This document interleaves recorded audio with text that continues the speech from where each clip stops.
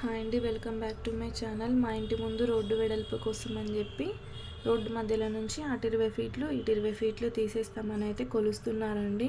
వాళ్ళు జస్ట్ నోటి మాటతోనే చెప్పారు తీసేస్తామని చెప్పి. నోటీస్ అలాంటిదైతే ఏమి ఇవ్వలేదు మాకు. ఈ విషయం గురించి నేను మీకు ఇప్పుడు ఏం చెప్పదలుచుకోలేదండి, కొంచెం టైం ఉంది. అన్ని విషయాలు నేను మీతో ప్రతి ఒక్కటి నేను షేర్ చేసుకుంటాను. యూట్యూబ్ స్టార్ట్ చేసిన తర్వాతకి ప్రతిరోజు ఏదో ఒక వీడియో షేర్ చేసుకోవాలి అని చెప్పేసి అనుకున్నాను, కానీ అసలు దీనివల్ల చాలా డిస్టర్బ్ అయిపోయాను అనమాట.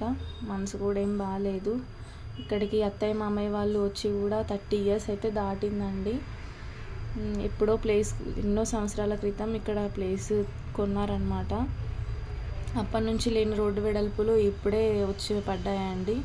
మామూలుగా రోడ్లు అయితే వేసేవాళ్ళు, కానీ ఈ ఇయరే ఇప్పుడే రోడ్లు వెడల్పు అని చెప్పేసి మొత్తం అంతా మా ఇంటి ముందు తీసేస్తున్నారు వాళ్ళు.